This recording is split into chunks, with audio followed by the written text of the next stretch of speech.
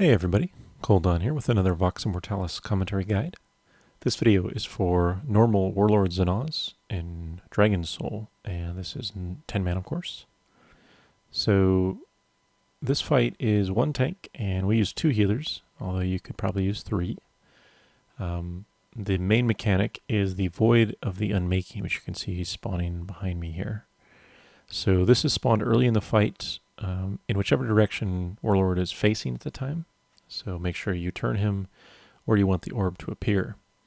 Once it's spawned, however, turn him away because he will use a frontal cone attack that does heavy damage and will heal him for a percentage of that damage.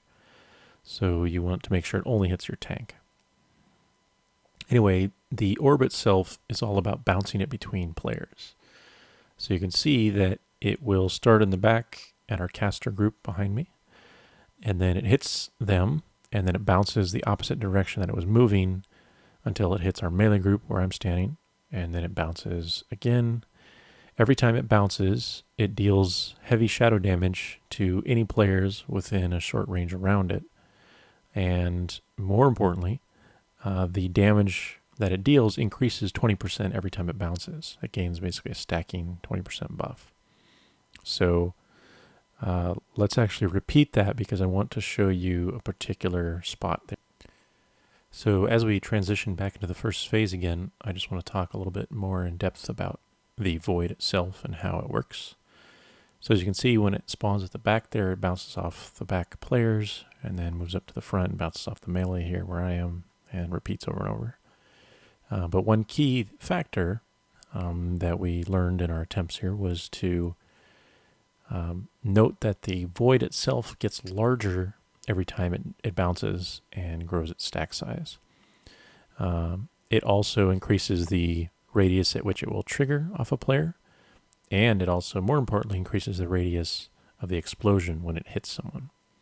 So this actually causes a death later on here in a moment, which I wanted to show you, where at the 9th bounce, I think it is, right, coming up here, it's bouncing off a Shadow Priest who's in the back in the range spot right there, solo soaking it.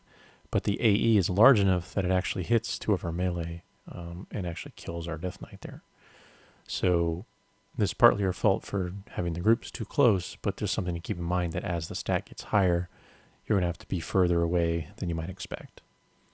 So anyway, once you decide you can't have the orb bounce anymore, the damage becomes too high, then you need to have Warlord Zon'ozz soak it himself. So all your melee need to move out of the way, have your tank move the boss into it. And this starts this black blood phase. This is 30 seconds, and basically a bunch of tentacles will spawn around the room. The only one that actually do anything to you on normal is you'll get shadowy gaze on you every once in a while, which is just random damage. But most importantly, you're getting this stacking, or this dot on everyone in the raid. It doesn't stack. It just does heavy shadow damage throughout. And this can be pretty challenging to heal. So that phase is designed to be harder to heal than the normal part, which it is for the duration. So you want to decide how long you can go by bouncing the orb before you have to go into one of those black blood phases. And this is actually not footage from our kill, because I didn't get the full duration of our kill video, but this shows basically what we're doing. So we were going to wipe, and then we decided to try to recover, and we got the void in the weird spot, so we're trying to bounce it back properly. But anyway, I'll talk about a few of the other mechanics. So the other main mechanic is a dispel cast on, or a debuff cast on a random player, and this can be dispelled. It does shadow damage over time, and when it's dispelled, it does another hit of shadow damage and knocks the player back slightly. So the combination of that plus absorbing an orb explosion can be a little bit deadly. You need to watch for that. Now, originally we decided that we would have people with the debuff run out until they could get dispelled so they wouldn't eat both that and the orb. But then we realized that we were just wasting healing and global cooldowns healing people with the dot. So instead we just healed them or dispelled them immediately and dealt with the damage, and that seemed easier overall.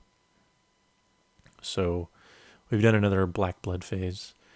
Other than that, there are no real mechanics. The one thing to note is that when Zon'ozz goes into black blood, he takes extra damage, 5% extra damage for every stack that the Void Orb gained during the prior phase. So the higher you can bounce the orb, the more damage he'll take when you burn him. And that's sort of key. He also gains a stacking buff throughout the fight that increases his damage dealt to the tank. So when you go into black blood phase, this will be reset to 0 stacks. And this is the other reason that you want to go into that phase. So you're trying to balance how often you can stack and how frequently you can stack the orb stack with how often you can go into black blood to lower the damage on your tank and that kind of thing. And lastly, I should mention that the reason that it seems like things are so strange is because we were going for the achievement at the same time as our first kill on this. And normally you wouldn't want to stack the orb bounces that high. Probably just do 5 or 6 and then let him soak it and then heal the black blood, reset his stack on the tank, and repeat so on. So you could also use a third healer and then actually spread people out a lot further. But this is just the method we came up with, and it worked well enough to get a kill, but it's kind of sloppy. So yeah, mechanically this is one of the easiest fights we've seen in this zone so far, and that is Warlord Zon'ozz. So good luck and thanks for watching.